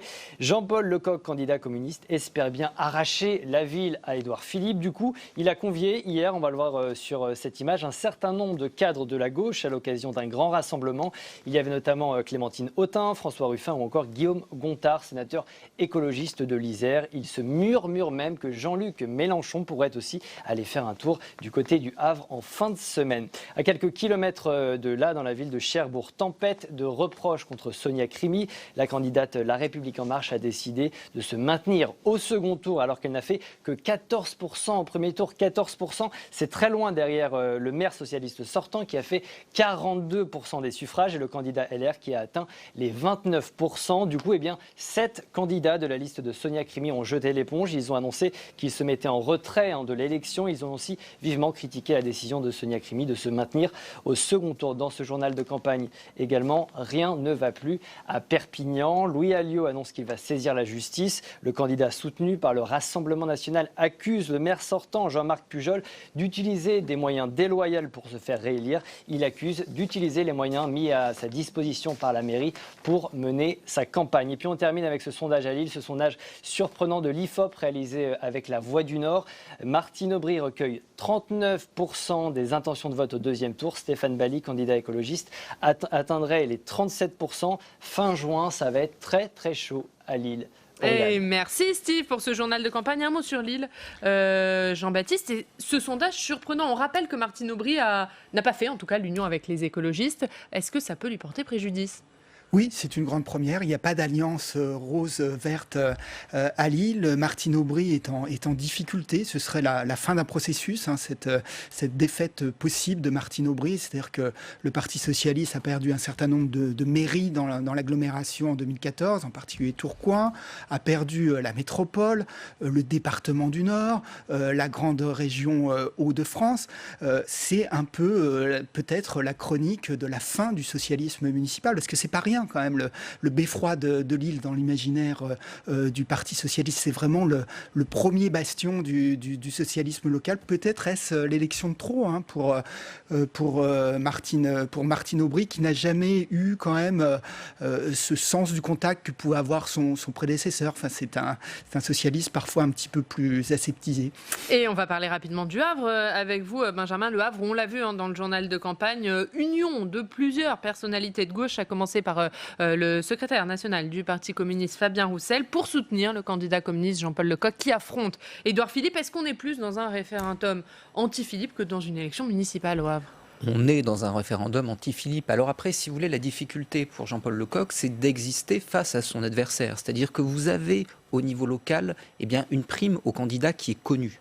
Dès le moment où vous avez une tête d'affiche qui est connue localement et nationalement, évidemment, vous avez une sorte de vote utile, d'attachement également à la gloire locale, à travers un Premier ministre en l'occurrence. Donc en faisant venir des têtes d'affiche nationales, Jean-Paul Lecoq essaie justement de construire, de nationaliser l'élection et de construire lui-même une stature qui peut être une stature nationale. La difficulté avec tout ça, c'est que, que ce soit Fabien Roussel ou éventuellement Jean-Luc Mélenchon, on a tout de même des personnalités qui sont ancrées très à gauche.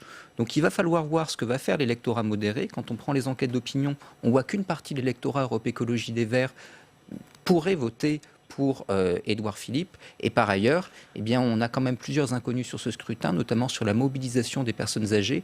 Il n'est pas dit qu'une telle stratégie ne soit pas, in fine, contre-productive pour Jean-Paul Lecoq. Bruno Cotresse, est-ce que cette union des personnalités de gauche pour soutenir Jean-Paul Lecoq, le candidat communiste, ça va suffire? Ou est-ce que Édouard Philippe a redoré son blason avec cette gestion de la crise sanitaire? Participation déjà politique qui était participation électorale qui était faible, c'était de l'ordre de 40%. Donc l'une des inconnues va être de savoir si effectivement cette dynamique en faveur d'Édouard Philippe qu'on a constatée dans l'opinion et plus généralement on va dire le fait qu'Édouard Philippe ait vraiment été aux avant-postes pendant toute la crise sanitaire et pendant toute la période de confinement et de déconfinement. On sait qu'aujourd'hui il est plus populaire que le président de la République. Donc est-ce que ça va donner envie aux électeurs du Havre de venir soutenir et lui permettre de gagner à nouveau la mairie du Havre? Il est quand même assez favori. Ça serait un coup de tonnerre politique de très grande ampleur si Édouard Philippe était battu au Havre, et évidemment ça signerait la fin à la fois non seulement de sa mandature au Havre, mais probablement à l'hôtel Matignon. Donc compte tenu de ces enjeux, on peut imaginer que l'électorat de centre droit et peut-être une partie aussi peut-être d'un électorat de centre gauche qui est assez sensible peut-être à ce qu'Édouard Philippe incarne, l'autorité de l'État, le sérieux, etc., va venir soutenir le Premier ministre. En tout cas, ça serait évidemment l'événement politique de la soirée si jamais le Premier ministre était battu. Je ne crois pas qu'on soit dans ce cas de figure. Allez, on va poursuivre notre tour de France de la campagne comme tous les jeudis. On va aller du côté de Marseille, retrouver Guilhem Ricavy. Bonjour Guilhem, directeur des rédactions du groupe La Provence. Bonjour, merci beaucoup d'être avec nous Guilhem. Alors une fois n'est pas coutume, on ne va pas commencer par votre une, on va en parler un petit peu plus tard.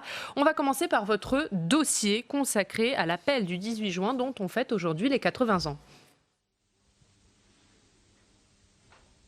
Oui, effectivement, cet appel radiophonique, Charles de Gaulle qui depuis Londres avait appelé à la résistance, une forme de radio libre avant l'heure, avec cet anniversaire bien évidemment qui est encore dans tous les esprits, même si de moins en moins de personnes qui ont connu et vécu cette période sont là pour nous la raconter.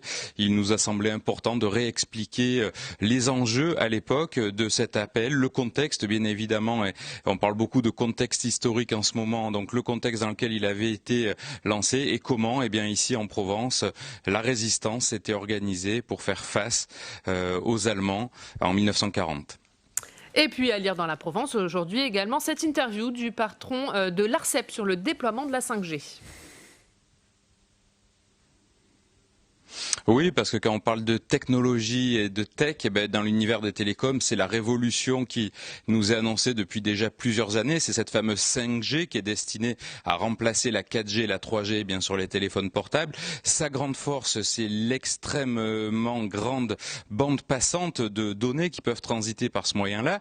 Les opérateurs auraient dû répondre à des enchères puisque ces fréquences vont être mises en vente. Ça aurait dû se passer au tout début du confinement. Cela a été reporté et le patron de l'ARCEP, effectivement, explique l'enjeu de cette 5G pour le développement d'un univers encore plus numérique avec des délais quasi immédiats de transfert de données et des capacités de transfert d'énormes volumes, ce qui va au quotidien pouvoir révolutionner la vie de nombreuses personnes et notamment la vie des entreprises qui pourront utiliser cette technologie pour un nombre incroyable d'applications qu'il nous détaille dans nos colonnes ce matin. Et Guilhem, on va ouvrir notre page municipale et c'est donc le moment de découvrir enfin votre une, puisqu'à la une, c'est Martine Vassal, la candidate des Républicains. Vassal joue son va-tout. Vassal qui joue son va-tout, effectivement, au lendemain de la parution d'un sondage exclusif dans la Provence qui la donne en net recul par rapport aux intentions de vote qu'on avait pu, et au vote même du premier tour, puisque le printemps marseillais, cette gauche plurielle marseillaise incarnée par Michel Rubirola, est annoncée à plus de 36% des voix. Martine Vassal, présidente du conseil départemental, présidente de la métropole, n'est annoncée qu'à 29% des voix, une petite longueur d'avance devant le candidat du Rassemblement national Stéphane Ravier, mais surtout une Martine Vassal empêtrée dans des affaires de suspicion de fraude aux procurations après les révélations notamment des enquêtes de France Télévisions il y a quelques jours et hier soir encore, où visiblement certains de ses colistiers s'étaient autorisés quelques libertés pour recueillir des procurations et voter au nom parfois de personnes placées en EHPAD et atteintes de la maladie d'Alzheimer. Et puis Guilhem, dans cette page municipale, on parlait tout à l'heure de ce débat entre les trois candidates à la mairie de Paris et les Marseillais, eux, ils se verront privés de ce débat entre les candidats au second tour. Expliquez-nous pourquoi.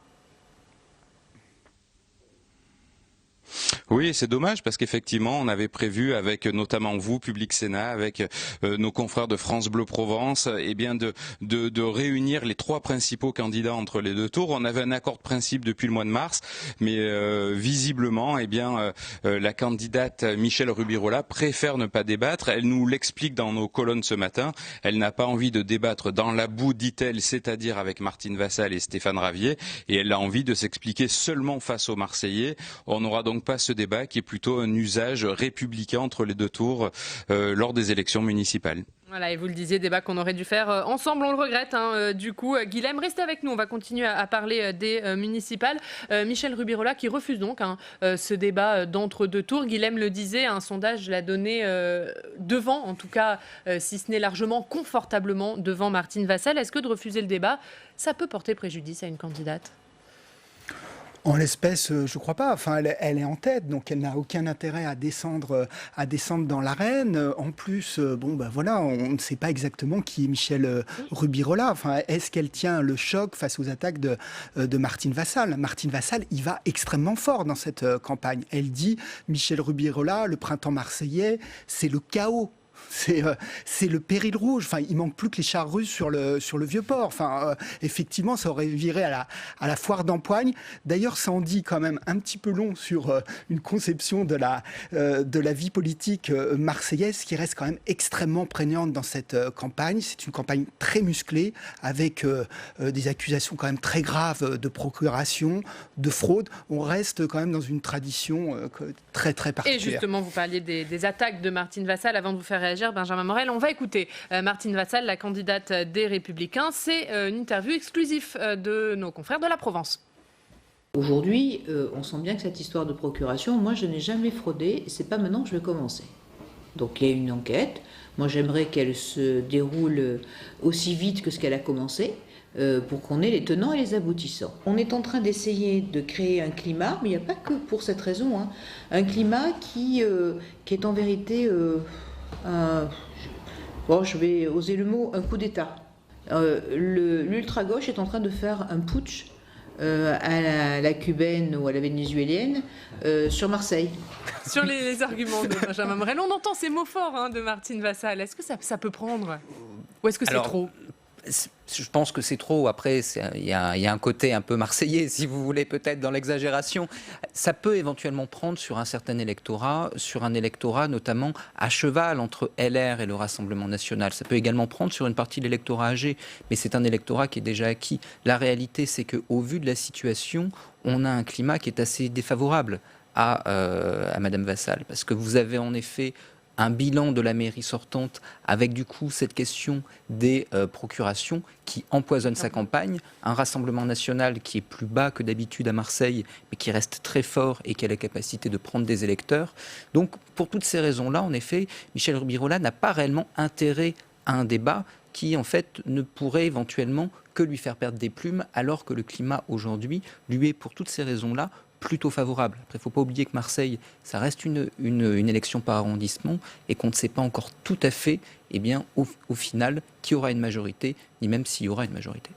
Et si ça ne va pas se jouer au troisième tour, Bruno Cotresse, puisque Benjamin Morel le rappelait, c'est une élection par secteur à Marseille. Est-ce que finalement c'est le troisième tour qui pourrait être décisif ? Alors, comme toutes les élections par secteur, effectivement, le troisième tour est toujours très important. Néanmoins, il y a un certain nombre de limites aux arrangements qui peuvent arriver entre le deuxième tour. Les résultats d'une élection, c'est quand même d'abord et avant tout le nombre de bulletins de vote dans les urnes. Et les appareils politiques, les partis politiques, les candidats ne peuvent pas non plus prendre le risque de donner le sentiment aux électeurs que dans leur dos, au troisième tour, on trouve de nouveaux arrangements. C'est un jeu qui est particulièrement dangereux et qui surtout risque de créer encore plus un climat difficile. On voit que la fin de campagne à Marseille est assez explosive, effectivement. Les accusations, les suspicions de fraude à la procuration, un climat qui est quand même très tendu. Au-delà de ça, en ce qui concerne l'élection marseillaise, ce que je trouve vraiment d'intéressant, c'est ce qu'elle va nous dire aussi des dynamiques municipales au sein de la gauche. On a vu ce printemps marseillais émerger, l'alliance avec les écolos, avec la gauche unie. Donc, est-ce que tout ceci est préfigurateur à côté des autres résultats dans les grandes villes, des stratégies d'union écolo, gauche, France Insoumise éventuellement? Est-ce que tout ceci est en train de redessiner ou de recomposer le paysage politique à gauche?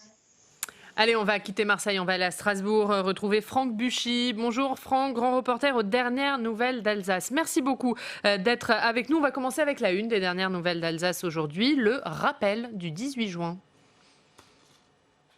Effectivement, le général de Gaulle est très attaché à la région Grand Est, donc il était incontournable que les DNA en parlent aujourd'hui à ce moment très, très important de l'histoire de France.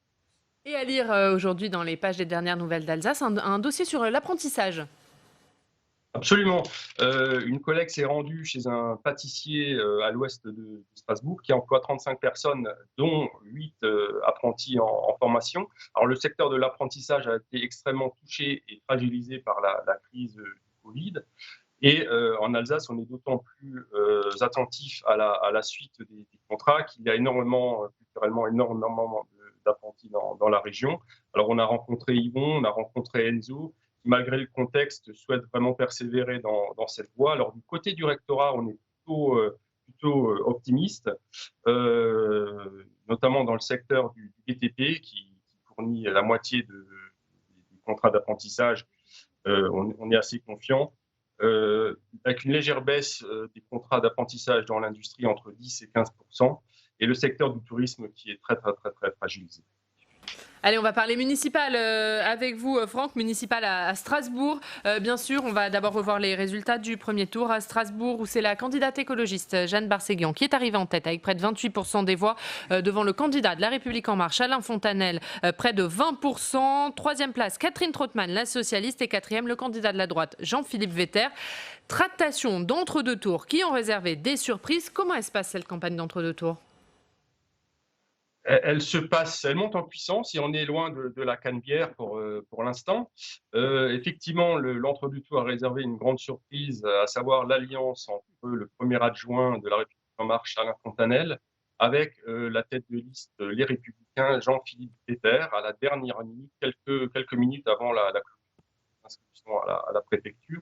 Alors, ça a donné lieu à énormément de commentaires à Strasbourg, parce que c'est une alliance qui est assez étonnante qu'on a pu vivre à Bordeaux, mais également à Lyon, entre un marcheur de la première heure et Jean-Philippe Etter, qui est un jeune loup de la droite alsacienne. Et cette alliance a suscité pas mal d'interrogations, à la fois chez des électeurs traditionnels de la droite alsacienne, mais également chez certains marcheurs qui sont déçus d'absence d'alliance avec Catherine Trottmann. Donc la campagne monte en puissance. Les thématiques environnementales sont très, très, très présentes. Et c'est une course, une forme de course aux enchères, à celui qui est le plus écolo, celui qui arrivera à sortir la vie le plus rapidement possible de la crise post-Covid. Donc chacun se marque à la culotte pour l'instant. Et merci beaucoup Franck, on va revoir la une des dernières nouvelles d'Alsace consacrée donc au 80e anniversaire de cet appel du 18 juin. Le rappel du 18 juin, c'est à la une des dernières nouvelles d'Alsace. Merci Franck, rapidement sur Strasbourg, qui est peut-être la seule chance de la République En Marche finalement. Oui, c'est la seule chance sans doute de la République En Marche dans ce scrutin. C'est assez paradoxal parce que les couleurs de la République En Marche sont portées par un homme, Alain Fontanel, qui est à peu près tout ce qu'a combattu Emmanuel Macron. C'est-à-dire que c'est un homme d'appareil, ancien conseiller d'Harlem Désir au Parti Socialiste, et c'est lui qui fait l'alliance avec la droite. Alors, est-ce que les électeurs s'y retrouveront ? C'est quand même pas sûr. Voilà. Oui, il va falloir voir si également les électeurs La République En Marche du premier tour vont réellement suivre cette alliance, ou est-ce qu'ils vont revenir, parce qu'en effet, c'est plutôt Alain Fontanel, la gauche strasbourgeoise, ou est-ce qu'ils vont revenir dans le giron de la gauche écologique ou socialiste. Donc là, il y a beaucoup d'inconnus, avec toujours cet inconnu pour le premier et le deuxième tour, qui est une faible participation a priori aux deux tours, et donc des possibilités de voir les scores évoluer très rapidement sur quelques instruments. Et en 30 secondes, Bruno Cotresse sur Strasbourg. Ça part très compliqué, on le voyait déjà avant même le premier tour, compte tenu des négociations très difficiles, des échecs de négociation. Catherine Trottmann joue d'une certaine manière aussi un peu une fin de partie politique pour elle qui a dominé, qui a régné dans cette partie de la France, qui était maire, ministre, donc un passé politique qui est peut-être aussi en train un peu de s'estomper. Est-ce que c'est aussi le même cas que pour Martine Aubry? On le verra. Et puis effectivement, comme Benjamin le disait, il y a cette grande inconnue toujours sur les grandes villes de la participation. C'est que la participation aux élections municipales dans les grandes villes est plus faible que dans l'ensemble du territoire. Et les 3 mois et demi qui ont séparé le premier tour du deuxième tour à Strasbourg, comme dans toutes les autres grandes villes, ça met une inconnue très importante. Benjamin a raison, une évolution faible de participation peut éventuellement rebattre les cartes. Ça, on aura bien sûr l'occasion d'en reparler avant de se quitter, messieurs. On va regarder ce qui est à la une de vos quotidiens régionaux aujourd'hui.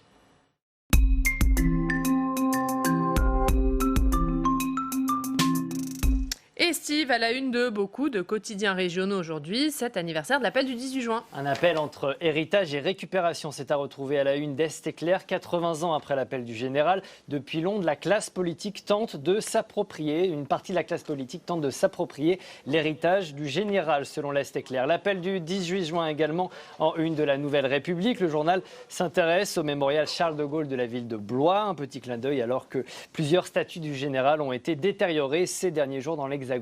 Agen, Paris, c'est fini. En une du Petit Bleu d'Agen, on retrouve cette décision amère. À compter de demain, 19 juin, il n'y aura plus de liaison aérienne entre Paris et Agen. Le déficit d'exploitation n'était plus tenable. Et puis on termine avec la montagne qui se penche sur ses futurs mariés qui devront encore attendre un peu. La plupart des mariages prévus au printemps ou cet été ont été reportés en raison du coronavirus, Oriane. Et merci beaucoup pour cette revue des unes. On va regarder la une de la Gazette des communes, Jean-Baptiste. Récession, les collectivités au secours des entreprises, c'est à la une cette semaine. Et puis un mot sur votre édito, le nombril du monde, édito assez sévère quand même. Oui, je reviens dans cet éditorial sur le traitement de la campagne des municipales, ou plutôt de la non-campagne des municipales dans les chaînes nationales. C'est-à-dire qu'il y a très très peu de temps consacré à ce scrutin, et ce faible temps est avant tout consacré à Paris. Enfin, on a des chiffres absolument très très impressionnants. Environ les 3/4 de l'antenne consacrée au scrutin est consacrée à Paris. Donc dans ces conditions-là, on peut effectivement, comme le disaient Bruno Cotresse et Benjamin Morel, s'attendre à une abstention situation assez endémique. Voilà, si vous voulez tout savoir de cette campagne des municipales, regardez cette émission. On en parle tous les matins et pas qu'à Paris, loin de là. D'ailleurs, j'en profite pour signaler qu'on diffusera plusieurs débats d'entre-deux tours la semaine prochaine. Lundi, le débat à Montpellier, mardi à Strasbourg et mercredi à Rennes. Vous avez raison, Jean-Baptiste, il n'y a pas que Paris. Merci beaucoup d'avoir été avec nous. Merci à tous. C'est une remarque qui ne valait pas pour Public Sénat, je tiens à le préciser. Merci à tous de nous avoir suivis. On se retrouve demain à 8h, l'invité politique, Marc Fesneau, le ministre chargé des relations avec le Parlement. Très bonne journée. La presse quotidienne régionale et les télévisions locales vous ont présenté le Club des Territoires.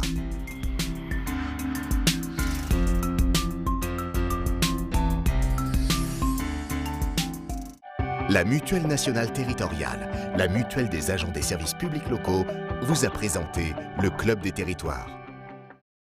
ENGIE, acteur engagé dans la transition zéro carbone des régions, vous a présenté le Club des Territoires.